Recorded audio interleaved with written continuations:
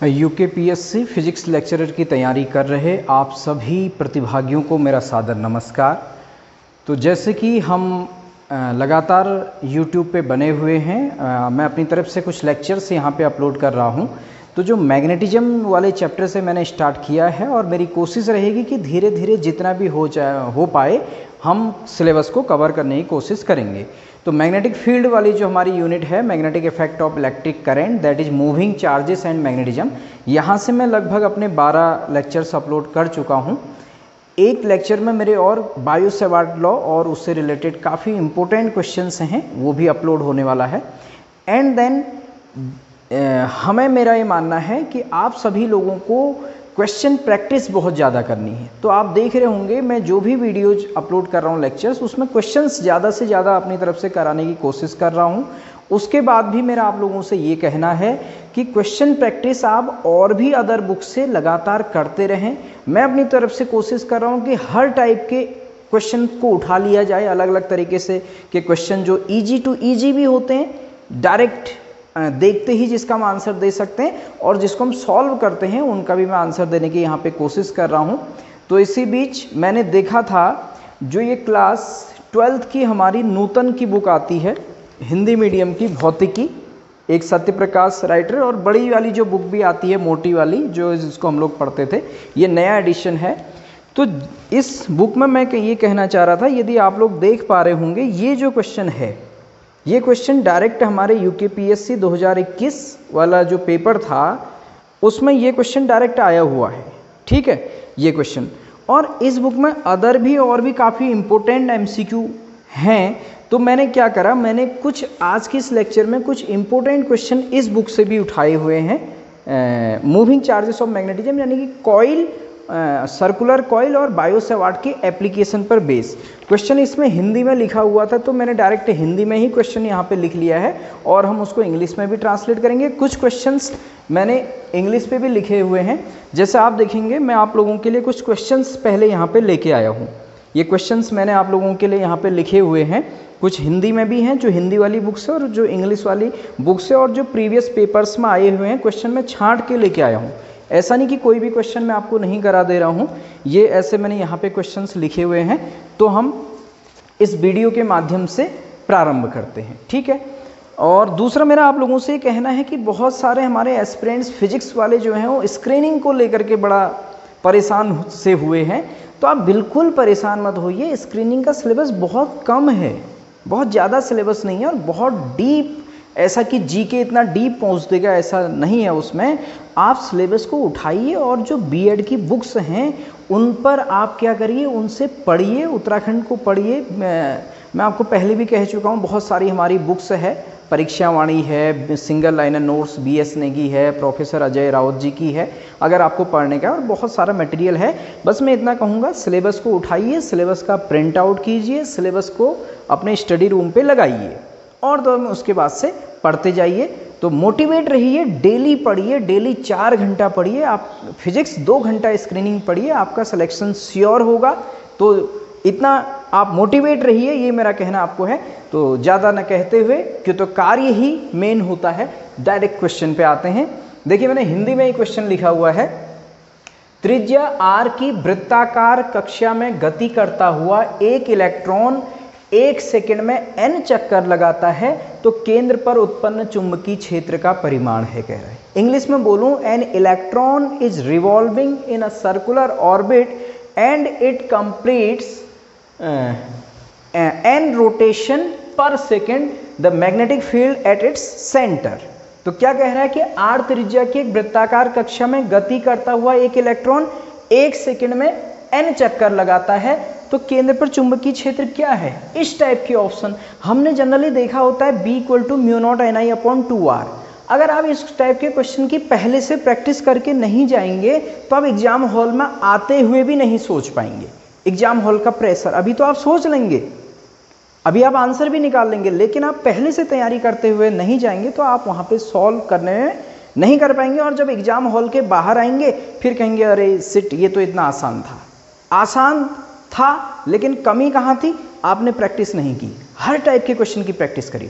तो let's hear तो r त्रिज्या की वृत्ताकार कक्षा में अगर एक इलेक्ट्रॉन 1 सेकंड में n चक्कर लगा रहा है तो हम क्या बोलते हैं, नंबर ऑफ रिवॉल्यूशन पर सेकंड क्या होती है उसकी फ्रीक्वेंसी। तो n आपको फ्रीक्वेंसी दे रखी। कितना आसान क्वेश्चन है, देखिए हम जानते हैं सेंटर पर कितना होता है किसी सर्कुलर कॉइल के magnetic field B equal to mu naught I upon 2R। तो देखिए साहब ये I क्या होगा, अगर इलेक्ट्रॉन वृत्ताकार पथ पे चक्कर लगा रहा है तो मेरे पास सीधे सीधे I इक्वल टू क्या होगा, E upon T. Generally current I equal to Q upon T होता है, यहाँ इलेक्ट्रॉन है तो E अपॉन टी। कितना टाइम लगेगा, ये इसका टाइम पीरियड हो जाएगा करंट, और you know frequency equal to 1 upon time period, आवृत्ति बराबर 1/, आवर्तकाल। तो और यहाँ पर n चक्कर लगाता है, मतलब फ्रीक्वेंसी है n, आवृत्ति है, तो 1 अपॉन टी को f लिखते हैं, यहाँ n कह रहा है या न्यू लिखते हैं, तो इसको मैं n इंटू ई भी तो लिख सकता हूँ। करंट क्या हो जाएगा, फ्रीक्वेंसी इंटू इलेक्ट्रिक चार्ज, तो I की जगह पर n इंटू ई रख देना था, सिंपल सा। देखिए तो सर म्यू नॉट I की जगह पर n ही आ गया अपॉन 2R, डायरेक्ट आंसर है पहले वाले क्वेश्चन का। शायद आप समझ गए होंगे। ज़्यादा बात न करते हुए मैं यहाँ पे क्वेश्चन नंबर 2 को पहले लिख लेता हूँ, अगर मैं लिखते रहूँगा तो वीडियो लेंदी हो जाएगी। नेक्स्ट क्वेश्चन मैं लिखता हूँ। तो देखिएगा साहब यहाँ पे क्वेश्चन नंबर 2 मैंने लिखा हुआ है, ये भी हिंदी की बुक से, बहुत इंपॉर्टेंट क्वेश्चन है। तो आपको पढ़ाना, जब आप लेक्चरर बन जाएंगे तो आपको, अगर अटल उत्कृष्ट स्कूल में जाएंगे तो वहाँ हम इंग्लिश पे पढ़ाएंगे, लेकिन जनरली जो GIC या GGIC होंगे वहाँ हिंदी में पढ़ाएंगे। तो एक फील आप लीजिए, देखिए मोटिवेट रहिए। एक आवेशित कण 7i-3 जैकब इंटू 10⁻³ टेस्ला के चुंबकीय क्षेत्र में, मैग्नेटिक फील्ड में, क्षेत्र के लंबवत मीन्स परपेंडिकुलर प्रक्षेपित करने पर मीन्स प्रोजेक्टेड करने पर xi cap plus 7j cap metre per second square का त्वरण, याद कीजिए बचपन को, त्वरण मीन्स एक्सीलरेशन, अर्जित करता है। तो x का मान क्या है, मीन्स कह रहा है a charge particle is projected in a magnetic field of 7i-3 j cap into 10⁻³ Tesla projected perpendicular to the magnetic field and it gains an acceleration of xi cap plus 7j cap, then what is the value of x। साहब आपसे को क्या दे रखा है, magnetic field दे रखा है। तो magnetic field में किसी चार्ज पार्टिकल को हमने भेजा तो उसमें एक एक्सीलरेशन आएगा कह रहा है। तो एक्सीलरेशन ध्यान दीजिए, कोई उसकी वेलोसिटी के मैग्नीट्यूड को चेंज होने से नहीं आता है, डायरेक्शन। चार्ज पार्टिकल 90 डिग्री पे घूमता था ना, परपेंडिकुलर भेजते थे, डायरेक्शन ऑफ वेलोसिटी चेंज होने के कारण एक्सीलरेशन आता था। वहाँ ध्यान दीजिए साहब, जो फोर्स होता था F, ये होता था QV क्रॉस B होता था। मैंने आपको बताया था कि जो फोर्स होता है परपेंडिकुलर होता है, एक तो वेलोसिटी के, फोर्स परपेंडिकुलर होता है मैग्नेटिक फील्ड के, और तीसरा सर फोर्स परपेंडिकुलर होता है V और B को कंटेन करने वाले प्लेन के परपेंडिकुलर, उसको मैं नहीं लिख रहा हूँ यहाँ पर। अगर फोर्स, अगर मैग्नेटिक फील्ड, हमें दो चीज़ें दी हैं, मैग्नेटिक फील्ड और एक्सीलरेशन दे रखा है। अगर फोर्स मैग्नेटिक फील्ड के परपेंडिकुलर है तो फोर्स को हम m इंटू ए लिखते हैं, तो सर उसका एक्सीलरेशन भी तो परपेंडिकुलर होता है मैग्नेटिक फील्ड के, because force equal to m into a. तो एक्सीलरेशन यानी कि त्वरण क्या होगा, चुंबकीय क्षेत्र के लंबवत होगा, यानी कि ये दो वेक्टर हैं, ये एक दूसरे के लंबवत है, 90 डिग्री हैं। आपने 11th में पढ़ा है, अगर दो वेक्टर a डॉट b बराबर क्या होता है, mod of a mod of b cos of theta होता है। अगर दो वेक्टर एक दूसरे के परपेंडिकुलर हो, यानी कि थीटा 90 हो जाए, तो आपको सर पता है a डॉट b क्या हो जाता है, 0 हो जाता है। कब, यदि थीटा कितना हो सर, 90 डिग्री हो। जल्दी क्वेश्चन सॉल्व करना है, तो क्या करो, इन दोनों का डॉट प्रोडक्ट ले लो और बराबर 0 कर लो, x आसानी से निकल जाएगा। देखिए क्वेश्चन की अप्रोच करा रहा हूँ मैं आपको हर टाइप के क्वेश्चन की।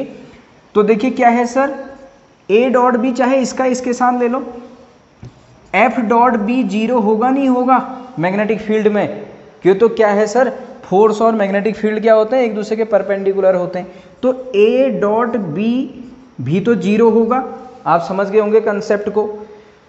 कभी ये भी क्वेश्चन पूछ लेगा f डॉट b क्या होता है, ये 0 होता है। ध्यान देखिए, क्वेश्चन करते हैं, क्या है एक्सीलरेशन, त्वरण xi cap plus 7j cap, इसका डॉट प्रोडक्ट लीजिएगा साहब, 7i cap minus 3j cap into 10⁻³ और डॉट प्रोडक्ट को 0 करिए।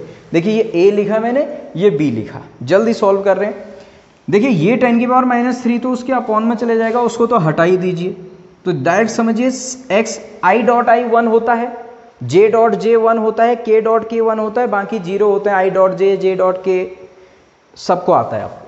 i डॉट i 1 होगा केवल, तो x i कैप का इसके साथ क्या आ जाएगा 7x, x i कैप का j कैप के साथ 0, भूल जाओ उसको, 7j का 7i के साथ 0, j डॉट i 0, 7j का 3j के साथ क्या हो जाएगा -21, ये 10 की पावर -3 पहले ही वहाँ चले गया अपॉन में 0, तो 7x - 21 बराबर 0, तो 7x बराबर 21, x बराबर 3 आ गया। सर देखिए कितना आसान क्वेश्चन है, अगर हमारी प्रैक्टिस ना हो तो हमें बड़े टफ लगते हैं। तो उसके x की वैल्यू कितनी है सर 3 मीटर है यहाँ पर। क्लियर हो गया, तो ये क्वेश्चन भी आपको समझ में आ गया। ऐसे ही अब मैं नेक्स्ट क्वेश्चन लिखता हूँ, देन हम उसको सॉल्व करते हैं। ओके सर, देखिएगा थर्ड क्वेश्चन, ये भी प्रीवियस एग्जाम में आया है और जिन लोगों ने एग्जाम दिए होंगे और उन्होंने इस टाइप के क्वेश्चन जरूर देखे होंगे। ठीक है, तो देखिएगा क्या कह रहा है, इलेक्ट्रॉन की कक्षीय गति के कारण बोहर की प्रथम कक्षा के केंद्र पर चुंबकीय क्षेत्र B है, दूसरी कक्षा में गति के कारण उत्पन्न चुंबकीय क्षेत्र होगा। तो क्या कह रहा है, suppose N electron is revolving in the first Bohr orbit in the Bohr's orbit.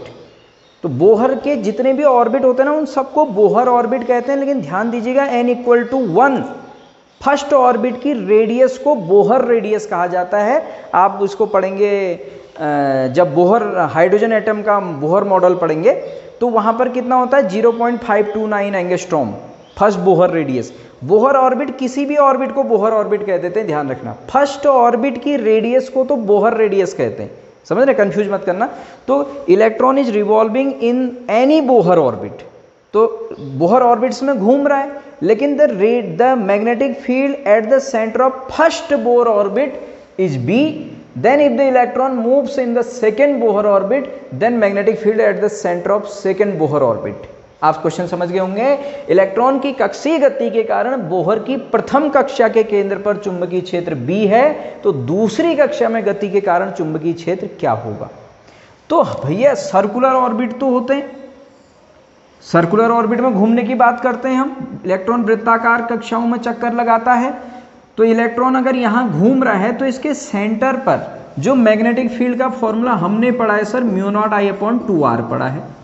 ठीक है, r क्या होती है, radius of the Bohr orbit कह देंगे। यहाँ पर फर्स्ट में घूम रहा है तो इलेक्ट्रॉन करंट कितना बनाएगा, देखिए करंट कितना बनाएगा, इसको थोड़ा अलग से लिख लेता हूँ, I = Q/T होगा।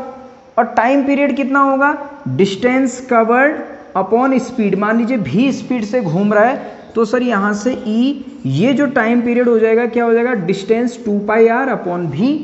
v को ऊपर ले जाइए साहब, तो I बराबर क्या बन गया, EV/2πr।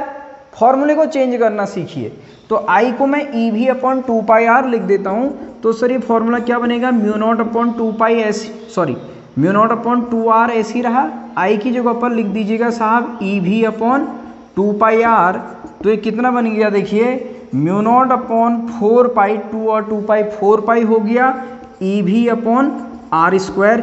ये फॉर्मूले से काम बनेगा। ठीक है, ये फॉर्मूले से काम बनना है। तो देखिए मैं इसको मिटा दे रहा हूं, तो देखिए सर अब देखिए ये μ0/4π कांस्टेंट है, इलेक्ट्रॉन का चार्ज भी कांस्टेंट होगा। मेन चीज समझिए B किस पे है, V/r² पे डिपेंड कर रहा है। फर्स्ट ऑर्बिट के लिए लिख दूं तो B1 बराबर कुछ इस टाइप से लिख ले रहा हूं मैं, रेशियो V1/r1², समझ रहे हैं। और सेकेंड वाले के लिए लिख दूं अगर B2 बराबर, वहां क्या हो जाएगा V2/r2², समझ रहे हैं। तो फर्स्ट ऑर्बिट में B1 को उसने B कहा और सेकेंड ऑर्बिट वाले को B' मान लेता हूं, या B1/B2 लास्ट में हम उससे उसको कंक्लूड कर लेंगे। B1/B2 का रेशियो ये बनेगा। अब आपको ये पता होनी चाहिए कि बोहर की सेकेंड ऑर्बिट में वेलोसिटी कितनी हो जाती है फर्स्ट ऑर्बिट का, और बोहर के सेकेंड ऑर्बिट में रेडियस कितनी हो जाती है फर्स्ट का। जिसको आता है तो डायरेक्ट पता जल्दी से कर लेंगे। बोहर के किसी भी ऑर्बिट में सर nth ऑर्बिट में जो रेडियस होती है उसका फॉर्मूला ये होता है n²h²ε0/πm/Ze²। याद करिए, जब Bohr model of hydrogen atom पढ़ते हैं तो R n directly proportional to n square होता है। यहाँ से क्लास 12 का फेमस क्वेश्चन, इसको प्रूफ करो कहता है। अगर सर पहले वाले में रेडियस R1 है तो दूसरे वाले में रेडियस कितनी हो जाएगी? R2 हो जाएगी, 2 का स्क्वायर ना। पहले वाले में अगर रेडियस R1 है तो दूसरे में कितनी हो जाएगी? n square times of R1। समझ रहे हैं आप? Rn अगर ये है तो यहाँ से क्या लीजिए, R1 अपॉन R2 क्या हो जाएगा? N1 अपॉन N2 का होल स्क्वायर हो जाएगा। R1 upon R2 first orbit 1, second orbit 2, इसका होल स्क्वायर। तो R1 upon R2 equal to 1 upon 4। तो R2 कितना आ जाएगा? 4 टाइम्स ऑफ R1। ये समझिए सेकेंड बोहर ऑर्बिट में रेडियस 4 टाइम्स हो जाती है फर्स्ट की। जिसका क्लियर है सही है, जिसका नहीं है मैं बता रहा हूँ। थर्ड वाले बोहर ऑर्बिट में रेडियस कितनी हो जाएगी फर्स्ट ऑर्बिट का? भाई R1 अपॉन R3, 1 अपॉन 3 का स्क्वायर 1 अपॉन 9 आएगा, 9 टाइम्स ऑफ R1। चौथे ऑर्बिट में रेडियस कितनी हो जाएगी आपकी? 16 R1। यानी कि वो इक्वली स्पेस नहीं होते हैं ऑर्बिट, वो किस रेशियो में चलते हैं? R1 ratio R2 ratio R3, 1 ratio 4 ratio 9 ratio 16, ये चलता है। फिलहाल सेकेंड ऑर्बिट में जो रेडियस होगी पहले का 4 टाइम्स। दूसरा स्पीड का फॉर्मूला याद करिए सर। nth ऑर्बिट में स्पीड का फॉर्मूला होता है ZE square upon 2h epsilon not into n। यहां से ये क्या बोलता है कि जो स्पीड है directly proportional to z upon n होती है। यहां भी वैसे अगर देखा जाए तो n स्क्वायर अपॉन z होती है, लेकिन सेम एटम में घूम रहा है ना, हाइड्रोजन एटम एक ही में घूम रहा है, तो इसलिए मैंने z को नेग्लेक्ट कर दिया। अगर हीलियम में कहता फिर z का भी रोल होता। यहाँ भी z सेम है, उसी एटम में घूम रहा है, तो Vn बराबर Vn directly proportional to 1 upon n। पहले वाले ऑर्बिट में अगर v है, फर्स्ट ऑर्बिट n1 है, तो स्पीड कितनी आएगी v। दूसरे वाले में कितनी हो जाएगी? 1 अपॉन n की जगह पर 2 रखिए। दूसरे वाले में v/2, अगर पहले वाले में v1 है, दूसरे वाले में v1/2, तीसरे वाले में v1/3, इन्वर्सली प्रोपोर्शनल है ना। तो यहाँ पर हम देखेंगे जो v2 आ जाएगा, यहाँ से क्या आ जाएगा? v1 का v1/2 आ जाएगा ना, पहले का हाफ हो जाएगा। यस और नो? तो अब ये वाली नॉलेज के हिसाब से यहाँ वैल्यू रखिए। देखिए पहले वाले में b1 लिख रहा हूँ, जबकि एग्जाम में भी b कर रहा है, मैं लास्ट में b1 को b लिखूंगा। b1 upon b2 equal to, इसको तो सर ऐसे ही रहने दीजिए, v1 अपॉन R1 स्क्वायर। ये वाला है ना, इसको मैं ऊपर ले जा सकता हूँ मल्टीप्लिकेशन में, तो ये क्या बनेगा? R2 square upon v2। समझ रहे होंगे आप? तो यहाँ से b1 अपॉन b2 कितना आ रहा है sir? v1 upon R1 square ऐसी रखिए। R2 स्क्वायर को क्या R2 को क्या लिखूंगा? 4R1। तो 4R1 का square 16R1 square upon v2 कितना है सर? v2 है मेरा v1 अपॉन 2, तो v2 केवल v1 अपॉन 2 ही आएगा। इसको जरा सा आप यहाँ से आप सॉल्व कीजिएगा, तो सॉल्व करके कितना आ रहा है जरा ध्यान से देखेंगे। मैं यहाँ लिख दे रहा हूँ b1 upon b2 equal to, ये R1 स्क्वायर से R1 स्क्वायर कटा, v1 से v1, ये अपॉन में 2 है, ये जो 2 है अपॉन में है, तो ये भी तो ऊपर आएगा। तो b1 अपॉन b2 बराबर 32। तो यहाँ से b2 बराबर कितना आएगा? b2 को वहाँ ले जाइए, 32 को यहाँ ले, b1 अपॉन 32। तो सेकेंड ऑर्बिट में मैग्नेटिक फील्ड कितना आया सर? पहले ऑर्बिट का अपॉन 32। अब यहाँ पहले ऑर्बिट में b1 नहीं कहा उसने, फर्स्ट ऑर्बिट में देखिए b कहा था, तो सेकेंड वाले में कितना हो जाएगा? अगर इसके हिसाब से देखें b2 equal to b upon 32। काफ़ी इंपॉर्टेंट क्वेश्चन है, तो इसका आंसर क्या हो जाएगा सर? b अपॉन 32 हो जाएगा। आई थिंक आप इसको भी समझ गए होंगे, काफ़ी इंपॉर्टेंट क्वेश्चन है। देखिएगा साहब नेक्स्ट क्वेश्चन, फिर से एक इंपॉर्टेंट क्वेश्चन। देखिए क्या कह रहा है, बहुत बार बहुत से पेपर में आया हुआ क्वेश्चन है, ध्यान दीजिएगा। एक हीलियम नाभिक मतलब कहते ही समझ जाइए alpha particle. Alpha particle is the nucleus of helium. उसने अल्फा पार्टिकल नहीं कहा साहब, उसने आपसे कह दिया कि हीलियम नाभिक 0.8 मीटर त्रिज्या के एक वृत्त में प्रति सेकंड 1 चक्कर लगाता है, तो वृत्त के केंद्र पर उत्पन्न चुंबकीय क्षेत्र क्या है? ये ऑप्शन है सर। तो देखिए helium nucleus is revolving makes 1 revolution per second in a circle of radius 0.8 meter. The magnetic field at the center of that circle. समझ गया? देखो क्या कह रहा है, एक प्रति सेकंड एक चक्कर लगाता है। नंबर ऑफ रिवॉल्यूशन पर सेकंड 1 है, एक है ना, और नंबर ऑफ रिवॉल्यूशन पर सेकंड को सर हम क्या बोलते हैं, फ्रीक्वेंसी बोलते हैं, यानी कि आवृत्ति बोलते हैं। तो आपको जो दिया है देखिए गिवन, जैसे हम क्लास में बच्चों को सॉल्व करते हैं तो लिखते हैं ना गिवन या दिया है। अब मैं यहाँ पर थोड़ा सा हिंदी का ही लिख देता हूँ, आवृत्ति n बराबर 1 या फ्रीक्वेंसी, ठीक है, डोंट माइंड। और रेडियस क्या कह रहे हैं आपसे, 0.8 मीटर। चुंबकीय क्षेत्र क्या होता है केंद्र पर, चुंबकीय क्षेत्र ये होता है mu naught I upon 2R। Generally mu naught NI upon 2R, number of turns है नहीं सर। देखिए सर मैं आपको पहले भी बता चुका हूँ म्यू नॉट अपॉन 2R, ये तो ऐसे रहा। मैं पहले करंट निकाल लेता हूँ। करंट के लिए फॉर्मूला क्या बनेगा, करंट में आपको बता चुका हूँ I equal to E upon T होता है। I equal to 1 upon T को क्या बोलते हैं, फ्रीक्वेंसी। कभी हम न्यू से भी दिखाते हैं, कभी फ्रीक्वेंसी से। पिछले फॉर्मूले में n से दिखाया था तो इसलिए n ही लिख दिया मैंने। n यहाँ पर number of turns per unit length नहीं है, ध्यान देना। मैग्नेटिक फील्ड में स्मॉल n को एकांक लंबाई में फेरों की संख्या, हाँ number of turns per unit length, एकांक लंबाई में फेरों की संख्या भी बोलते हैं, वो नहीं है, यहाँ पर फ्रीक्वेंसी है सर। I की जगह पर n ही लिख दूँ, ये वाले फॉर्मूले का फील हम ले आए। देखो पहले एक फर्स्ट क्वेश्चन में यही फॉर्मूला ही आंसर था। तो B बराबर सर जल्दी से सॉल्व करते हैं। म्यू नॉट तो ऐसी रहेगा, फ्रीक्वेंसी कितनी दी है, एक चक्कर लगाता है तो 1। E यहाँ पर ध्यान दो, यहाँ पर मुझे E/T नहीं लिखना चाहिए, सॉरी, मुझे यहाँ पर लिखना चाहिए Q/T। इलेक्ट्रॉन नहीं है यहाँ पर, सॉरी, हीलियम एटम है। तो हीलियम एटम को मैं यहाँ पर इसको लिख देता हूँ N/Q लिख देता हूँ, ये समझ रहे हैं आप, माफ कीजिएगा। अल्फा पार्टिकल पे कितना चार्ज होता है, 2 times of electron plus 2e होता है, सबको पता है। तो अल्फा पार्टिकल का चार्ज आएगा 2 × 1.6 × 10⁻⁹ अपॉन 2 × r। r कितना दिया, 0.8। तो देखिए सर जरा ध्यान से देखिए, 2 × 0.8 कितना हो जाएगा, 1.6। ये 1.6 से ये 1.6 से शार्प जो बचा हो अजगर, बचा क्या, 2 × 0.8 से ये कटा तो 2 × 10⁻⁹ म्यू नॉट बचा, नहीं बचा। देखो ऐसे ही क्वेश्चन आते हैं लेक्चरर एग्जाम में, छोटे छोटे, और इसी टाइप के क्वेश्चन ये कॉम्पिटिटिव एग्जाम में पूछे जाते हैं, जहां म्यू नॉट की भी कैलकुलेशन नहीं करनी पड़ी। अगर आपका दिमाग चल रहा है तो आप जल्दी से कर पाएंगे, ये इसका करेक्ट आंसर है, ठीक है। अब इसके बाद से नेक्स्ट क्वेश्चन में यहाँ पे लिखता हूँ, फिर हम उसको सॉल्व करते हैं। देखिएगा साहब, जो क्वेश्चन अब आपके सामने है काफ़ी इंपॉर्टेंट क्वेश्चन है, और एग्जाम हॉल में अगर आप ऐसे क्वेश्चन की प्रैक्टिस पहले से करके नहीं जाएंगे तो आपके सोचने पे विवश कर देंगे और एकदम से सोच नहीं पाएंगे वहाँ पे। तो देखिए क्या है क्वेश्चन, एक इलेक्ट्रॉन एक्स अक्ष की धनात्मक दिशा में गतिमान है, means electron positive x axis में चल रहा है। वहाँ पर एक समान विद्युत क्षेत्र मीन्स इलेक्ट्रिक फील्ड वाई अक्ष की ऋणात्मक दिशा में स्थित है। इलेक्ट्रिक फील्ड कहाँ है, निगेटिव वाई एक्सिस में। उपयुक्त परिमाण के चुंबकीय क्षेत्र की दिशा क्या होगी कि इलेक्ट्रॉन पे नेट बल 0 हो। इंग्लिश में ट्रांसलेट कर देता हूं जो इंग्लिश मीडियम वाले होंगे।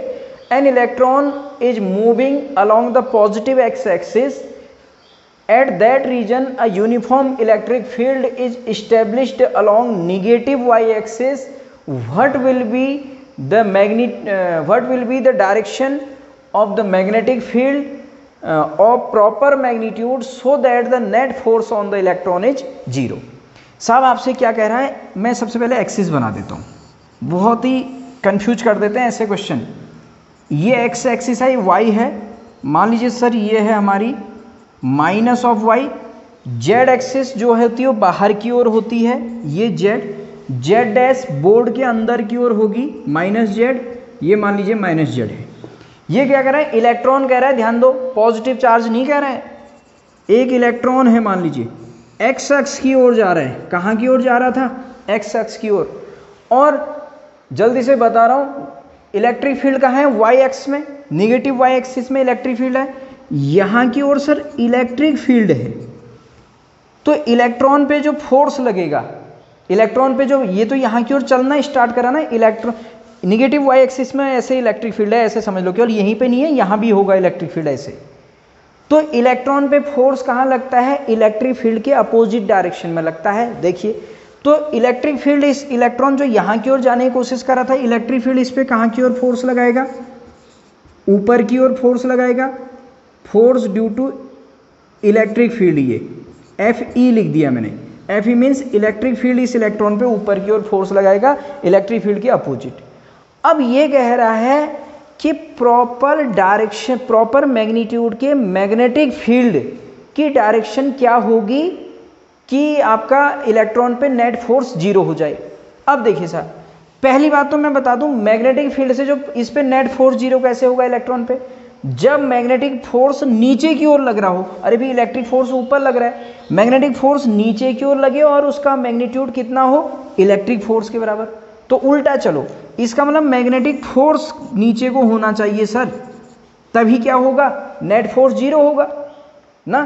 तो मैग्नेटिक फील्ड की डायरेक्शन क्या होगी, देखिए मैंने आपको बताया था, जब कोई पॉजिटिव चार्ज पार्टिकल किसी एक डायरेक्शन में जा रहा हो तो जहां वो चार्ज पार्टिकल मूव कर रहा है वहां की ओर अपने चार हाथ की अंगुलियों को रखिए, वहां से 90 पर मोड़िए, v की डायरेक्शन होती है वेलोसिटी के, वहां से मैग्नेटिक फील्ड की ओर मोड़िए, अंगूठा फोर्स की डायरेक्शन बताएगा। सर इसको याद करिए, अगर आपने मेरे प्रीवियस लेक्चर नहीं देखे हैं तो उनको देखिए, तब आप समझ पाएंगे।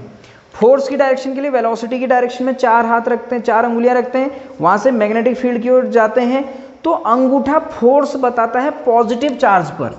किस पर होता है फोर्स की डायरेक्शन, पॉजिटिव चार्ज के लिए होता है। निगेटिव के लिए क्या होता है ना, इलेक्ट्रॉन निगेटिव चार्ज है। आप वैसे ही हाथ रखो पॉजिटिव के हिसाब से, जहां पॉजिटिव चार्ज पे फोर्स लगेगा उसके अपोजिट लग जाएगा इलेक्ट्रॉन पे फोर्स, निगेटिव चार्ज पे फोर्स। निकालने का तरीका यही है पॉजिटिव के लिए, लेकिन निगेटिव के लिए क्या करोगे, तो क्या करोगे, बात को समझिए कि यहां पर आप समझिए ऐसे, मान लो कोई पॉजिटिव चार्ज एक्स एक्सिस की ओर जा रहा है, plus Q charge x axis की ओर जा रहा है इधर v वेलोसिटी से। मैग्नेटिक फील्ड बोर्ड के अंदर है, मैग्नेटिक फील्ड कहां है, बोर्ड के अंदर, यानी कि Z direction, minus Z direction में।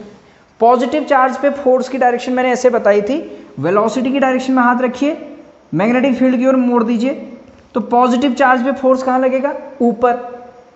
अब यहां पर इलेक्ट्रॉन होता, सपोज इलेक्ट्रॉन निगेटिव चार्ज, निकालने का तरीका यही है, आप वेलोसिटी की डायरेक्शन में रखिए, मैग्नेटिक फील्ड की ओर मोड़ दीजिए, अंगूठा ऊपर आ रहा है ना, लेकिन निगेटिव चार्ज है तो फोर्स ऊपर मत करना, फोर्स नीचे कर देना, निगेटिव वाले में फोर्स नीचे की ओर लगेगा। समझे आप मेरी बात को, मैं क्या कहना चाह रहा हूं। पॉजिटिव चार्ज निकालने का तरीका वही है, वेलोसिटी की डायरेक्शन में रखिए, मैग्नेटिक फील्ड की ओर मोड़िए। अगर पॉजिटिव चार्ज है तो फोर्स ऊपर ही लगेगा, निगेटिव है तो नीचे लगेगा। तो यहां पर इसके हिसाब से समझिए, यहां इलेक्ट्रॉन पे निगेटिव फोर्स मुझे नीचे की ओर चाहिए ना फोर्स, ताकि नेट फोर्स जीरो हो जाए। तो इलेक्ट्रॉन पे निगेटिव फोर्स, नीचे की ओर फोर्स कब लगता है, जब मैग्नेटिक फील्ड अंदर की ओर हो। देखिए कैसे, पॉजिटिव चार्ज होता, मैग्नेटिक फील्ड की डायरेक्शन में, सॉरी वेलोसिटी की डायरेक्शन में हाथ को रखा, मैग्नेटिक फील्ड की ओर मोड़ा, ऊपर फोर्स मीन्स पॉजिटिव, तो इलेक्ट्रॉन पे कहां लगेगा, निगेटिव ही लगेगा, इलेक्ट्रॉन पे फोर्स नीचे की ओर ही लगेगा, नीचे की ओर। समझ रहे मेरी बात को। लेकिन मैग्नेटिक फील्ड कहां रखना पड़ेगा, इलेक्ट्रॉन पे नीचे फोर्स रखने के लिए अंदर रखना पड़ेगा। आई थिंक आप समझ गए होंगे। तो इसलिए नीचे फोर्स आया ना, तभी तो ये बैलेंस होगा। तो इसके लिए मैग्नेटिक फील्ड को कहां होना पड़ेगा, इलेक्ट्रॉन है तो मैग्नेटिक फील्ड को कहां होना पड़ेगा, माइनस जेड एक्सिस में होना पड़ेगा। ये इसका आंसर है। अगर सर यहां पर इलेक्ट्रॉन न होकर अल्फा पार्टिकल होता तब क्या होता, अगर अल्फा पार्टिकल होता, सपोज ये है पॉजिटिव चार्ज पार्टिकल भी, ये v वेलोसिटी से जा रहा है और इलेक्ट्रिक फील्ड इधर है, कहा उसने नीचे की ओर, तो अल्फा पार्टिकल एक पॉजिटिव चार्ज पार्टिकल है, तो इस पे इलेक्ट्रिक फील्ड नीचे की ओर है, तो इस पे इलेक्ट्रिक फील्ड का फोर्स भी नीचे की ओर ही लगता। अल्फा पार्टिकल पे पॉजिटिव चार्ज पे इलेक्ट्रिक फील्ड की डायरेक्शन पे लगता। तो मैग्नेटिक फोर्स कहाँ लगना चाहिए कि अल्फा पार्टिकल पे नेट फोर्स जीरो हो, तो सर अल्फा पार्टिकल में मैग्नेटिक फोर्स ऊपर की ओर लगना चाहिए ना, और ऊपर की ओर लगे तो मैग्नेटिक फील्ड की डायरेक्शन कहाँ होनी चाहिए, पॉजिटिव चार्ज पार्टिकल है, फोर्स ऊपर लाना है, चार्ज पार्टिकल इधर जा रहा है, तो क्या करोगे, चार्ज पार्टिकल की डायरेक्शन में रखोगे उधर की ओर, वहां से मैग्नेटिक फील्ड की ओर मोड़ोगे, तब फोर्स ऊपर, तब भी क्या आएगा, माइनस जेड एक्सिस ही तब भी आंसर होगा, तब भी माइनस जेड एक्सिस ही आंसर होगा। तो ये क्वेश्चन बहुत इंपॉर्टेंट है सर, शायद आपको समझ में आ गया। अगर आपको समझ में नहीं आया है तो आप मेरा force on A charge particle in uniform magnetic field का फर्स्ट लेक्चर देख लीजिएगा। अब हम यहाँ पे इसके बाद से नेक्स्ट क्वेश्चन में आपके लिए लिखता हूँ। देखिएगा सर, एक और इम्पोर्टेंट क्वेश्चन है, जल्दी से सॉल्व करते हैं। आप पहले स्वयं सॉल्व करने की कोशिश कीजिए। कह रहे हैं, an electron is projected along the axis of circular conductor carrying some current. Electron will experience force, पहला अलोंग द एक्सिस, दूसरा परपेंडिकुलर टू द एक्सिस, तीसरा at an angle 45 degree with axis, चौथा नो फोर्स एक्सपीरियंस्ड। देखिए क्या कह रहा है, एक इलेक्ट्रॉन जो है प्रोजेक्ट कर रहा है along the axis of circular conductor carrying current, यानी कि एक कॉइल में सर्कुलर जो है कॉइल, उसमें करंट जा रहा है, इलेक्ट्रॉन को हमने उसके एक्सिस के अलोंग ही भेज दिया, तो उस पर फोर्स की डायरेक्शन क्या होगी।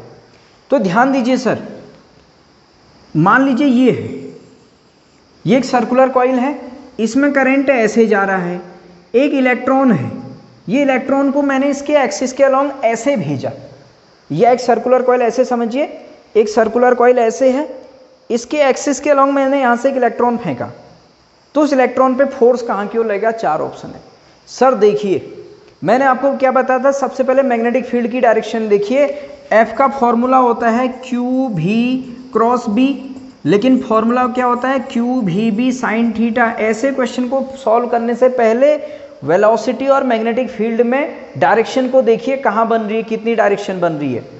आपको मैंने बताया था सर्कुलर कॉइल में मैग्नेटिक फील्ड की डायरेक्शन कैसे निकालते थे, अगर ये ऐसे है, मान लो सर्कुलर कॉइल में करंट क्लॉकवाइज जा रहा है, तो करंट की डायरेक्शन में अपने दाएं हाथ की चार अंगुलियों को घुमाइए, मैग्नेटिक फील्ड ये बोर्ड के अंदर और इसके एक्सिस के अलोंग ही होता है सर्कुलर कॉइल में मैग्नेटिक फील्ड की डायरेक्शन, उसके सेंटर पर, सर्कुलर कॉइल के सेंटर पर यूनिफॉर्म मैग्नेटिक फील्ड बनता है और एक्सिस के अलोंग ही होता है। अगर एंटी क्लॉकवाइज करंट जाती तो मैग्नेटिक फील्ड ऐसे होता, तो सर्कुलर कॉइल के सेंटर पे मैग्नेटिक फील्ड की डायरेक्शन क्या है, अलोंग द एक्सिस ही है। इलेक्ट्रॉन को कैसे फेंका, अलोंग द एक्सिस ही फेंका, तो वेलोसिटी ऑफ इलेक्ट्रॉन और मैग्नेटिक फील्ड के बीच में एंगल थीटा कितना बना, 0 बना सर। तो F इक्वल टू क्या होगा, q v B sine 0, F equal to 0, कोई फोर्स नहीं लगेगा। जनरली क्या याद रह जाता है कि मैग्नेटिक फील्ड के परपेंडिकुलर, तो इसको टिक कर देते हैं, वहाँ जल्दबाजी में गलत हो जाता है। अलोंग द एक्सिस फेंका है तो क्या होगा, थीटा 0, तो no experience, electron does not experience any force. Next question पे आते हैं। देखिएगा सर, फिर से एक बहुत इंपॉर्टेंट क्वेश्चन और लेके आया हूं मैं। देखिए ऐसे क्वेश्चन पूछे जा सकते हैं, जल्दी से सॉल्व करने की प्रैक्टिस होनी चाहिए। क्या कह रहा है, दो एक समान तार ए व बी, प्रत्येक की लंबाई एल, मीन दो समान लेंथ के दो वायर हैं ए और बी, प्रत्येक में समान धारा आई प्रवाहित, मीन सेम करंट फ्लो हो रहा है दोनों वायर में। मान लीजिए एक वायर ए है, एक वायर बी है, दोनों में सेम करंट आई फ्लो हो रहा है। कहाँ सर, अभी तार ए को मोड़कर आर त्रिज्या का एक वृत्त, वायर ए को मोड़ करके हमने आर रेडियस का एक सर्कल बना दिया सर। वायर ए से सर्कल बनाया जिसकी रेडियस आर है, और तार बी को मोड़कर भुजा ए मीन्स साइड ए का एक वर्ग, वर्ग मीन्स स्क्वायर, तार बी से सर मैंने एक स्क्वायर बना दिया।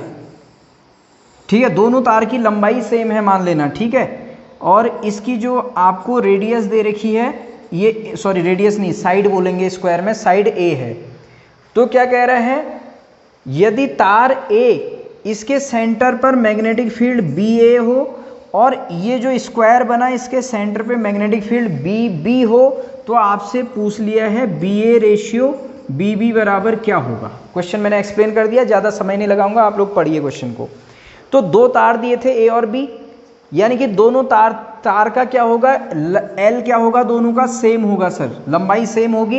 एक तार से आपने सर्कल बनाया ए आर रेडियस का, एक तार से आपने स्क्वायर बनाया ए साइड का, तो दोनों के सेंटर पे मैग्नेटिक फील्ड का रेशियो। जल्दी से देखिए, ये वाला जो तार है ये सर्कल है, तो सर्कल के सेंटर पे जो मैग्नेटिक फील्ड होता है सर्कुलर कॉइल के, ये कितना होता है, mu not I upon 2r होता है सर। इसकी रेडियस कैपिटल आर दी है, लेकिन दोनों की लेंथ सेम है ना, इसके फॉर्मूला तो ए आएगा। तो यहाँ कितनी लेंथ हो जाएगी इस वायर की, इस समय यहाँ लेंथ हो जाएगी 2 पाई आर, तो आर क्या हो जाएगा, यहाँ से आर हो जाएगा सर एल अपॉन 2 पाई, तो आर की जगह पर मैं लिख रहा हूँ एल अपॉन 2 पाई, तो mu not I upon 2 sir ऐसे ही रहेगा। जब आर की जगह पर आप एल अपॉन 2 पाई लिखेंगे तो एल तो यही रहेगा, 2 पाई ऊपर चले जाएगा न्यूमरेटर में, 2 से 2 कटेगा, तो सर इसके सेंटर पे जो मैग्नेटिक फील्ड आया म्यू नॉट पाई आई अपॉन एल आया। आप समझे कि नहीं समझे, इसके सेंटर पे मैग्नेटिक फील्ड आया। अब इसके सेंटर पे मैग्नेटिक फील्ड निकालते हैं, थोड़ा सा बड़ा डायग्राम बनाता हूँ, इसको हटा दे रहा हूँ सर जल्दी से। अगर आपके कंसेप्ट क्लियर हैं, आप प्रीवियस लेक्चर देख लीजिए मेरे, क्लियर हो जाएगा। ये साइड ए थी ना इसकी, ये ऐसा बना दिया मैंने उसको, लेंथ सेम है। यहाँ पे सेंटर पे मैग्नेटिक फील्ड निकालूंगा तो क्या करूँगा, अगर ये पूरी डिस्टेंस ए है, ये तार में मीन्स आई करंट फ्लो हो रहा है पूरे में, पूरी डिस्टेंस अगर ए है तो ये डिस्टेंस कितनी हो जाएगी, a/2। बायो सेवर्ट का application magnetic field due to wire लगाइए, ये एंगल कितना बनेगा सर 45, ये वाला एंगल भी कितना बनेगा सर 45 डिग्री बनेगा। कितना होता था मैग्नेटिक फील्ड किसी वायर से, μ0I/4πr sin φ1 प्लस sin φ2। यहाँ पे निकाल दे रहा हूँ सर, केवल ये वाली साइड के कारण निकाल रहा हूँ अभी, ABCD है मान लीजिए, ABCD, AB साइड के कारण, एक साइड के कारण निकालता हूँ, टोटल को 4 से मल्टीप्लाई कर दूंगा।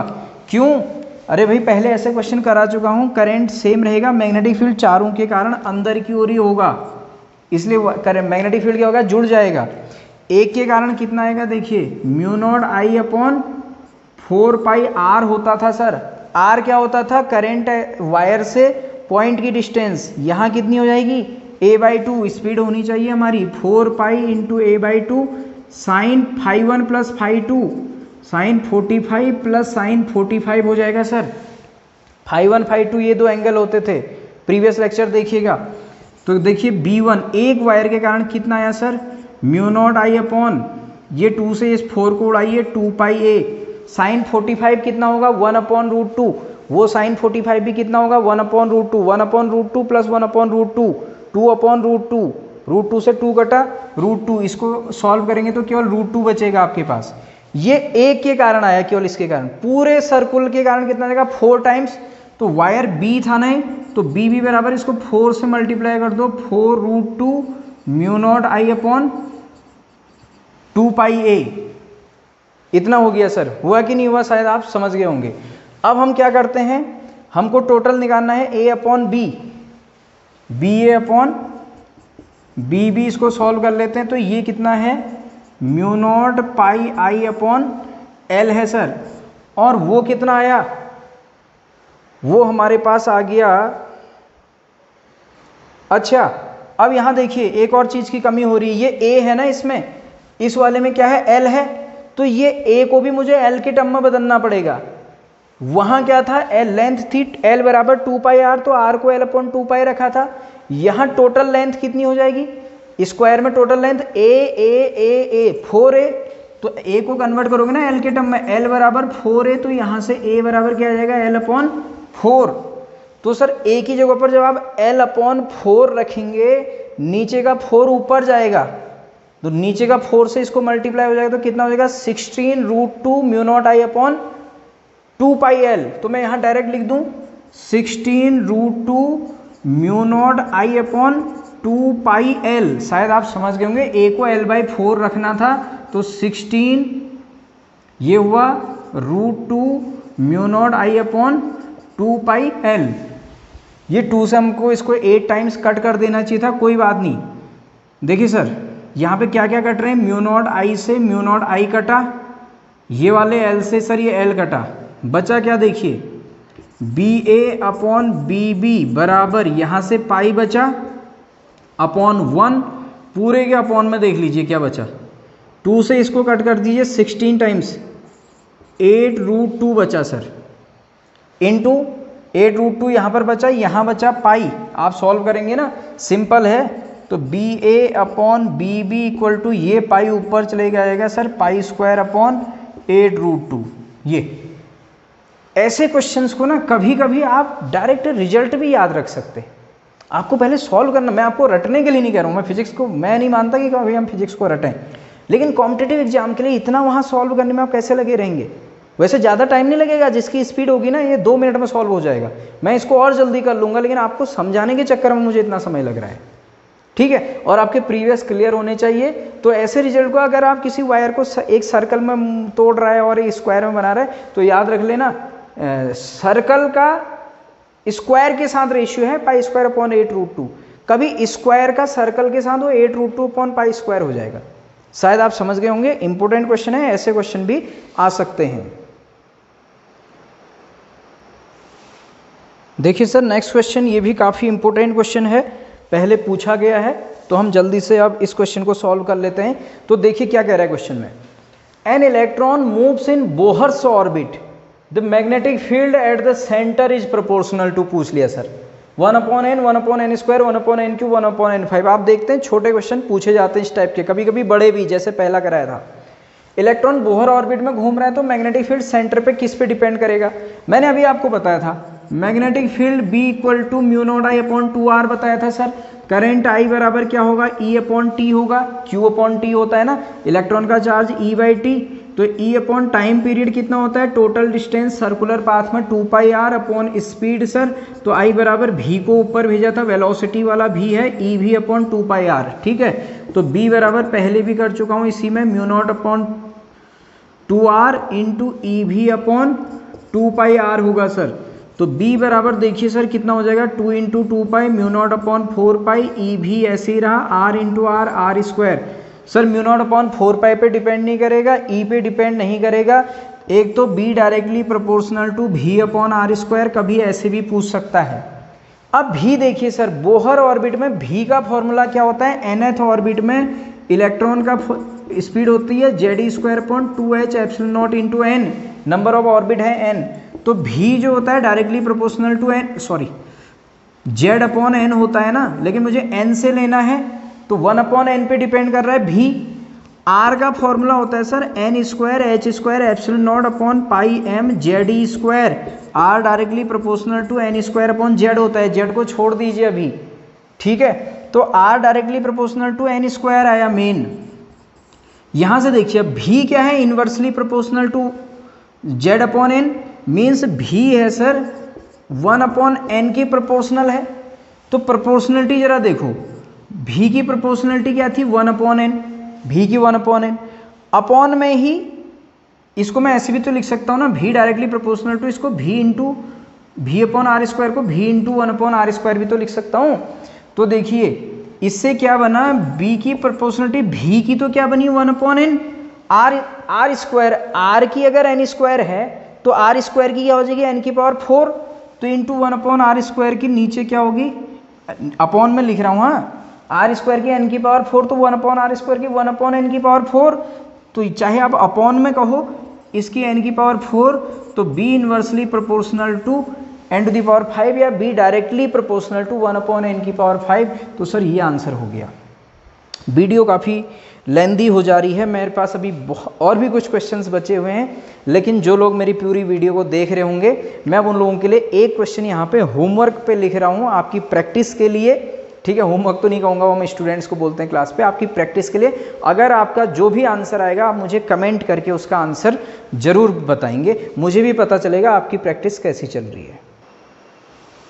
देखिए सर, जल्दी से एक क्वेश्चन मैंने आप लोगों की प्रैक्टिस के लिए लिखा है, मैं क्वेश्चन को बोल रहा हूँ, आप मेरे को इसका आंसर कमेंट में बताएंगे। देखिए क्वेश्चन क्या है? 1 मीटर भुजा वाले समबाहु त्रिभुज की प्रत्येक भुजा में धारा का मान 10 एम्पियर है। समबाहु त्रिभुज के केंद्रक पर चुंबकीय क्षेत्र का मान होगा, ये ऑप्शन दिया। इंग्लिश में मैंने इंग्लिश में भी ट्रांसलेट कर दिया, जो इंग्लिश मीडियम वाले हों। A current of 10 ampere is flowing through each side of an equilateral triangle, the magnetic field at the centroid of triangle is. ये 4 ऑप्शन दिए हैं, आप इसको सॉल्व करके जरूर कमेंट बॉक्स पे बताइएगा, ताकि मुझे भी पता चले कि कौन कैसी तैयारी कर रहा है। जो आंसर दे रहा होगा उसी का सिलेक्शन होगा, क्योंकि तो इट मीन्स वो प्रैक्टिस कर रहा है, ठीक है। कोशिश करिएगा पूरी वीडियो देखने की और एक एक क्वेश्चन को सॉल्व करने की। कंटिन्यूटी बहुत ज़रूरी है। सबसे मेन आप डेली पढ़िए, जितना पढ़िए सॉलिड पढ़िए। मैं अभी देखिए, आप मुझे देखिए, मैं इतने सारे क्वेश्चंस लेके आया हूँ। मैं आगे चाहता तो अभी वायर के कारण magnetic field ampere circuital law पे आगे जंप कर चुका होता, लेकिन अभी भी बहुत क्वेश्चन बाकी हैं। ऐसा नहीं कि जितने मैंने करा दिए वो सफिशिएंट है, हर टाइप के क्वेश्चन आप लोगों के लिए लेके आया। आप ऐसे ही अलग अलग हेल्प बुक्स को फॉलो करिए, उससे हर टाइप के क्वेश्चन करिए, गूगल से भी सर्च करिए, उनको भी सॉल्व करिए, अपनी कंटिन्यूटी बनाइए रखिए, आपको डेफिनेट रूप से सफलता मिलेगी। कोई बहुत टफ नहीं हो जाता है, सबसे मेन प्रॉब्लम आती है हमको कंटिन्यूटी बनाए रखने में, उसको बनाए रखिए, आपका सिलेक्शन श्योर होगा। आपका बहुत बहुत धन्यवाद, ठीक है, ओके, मिलते हैं हम नेक्स्ट वीडियो में।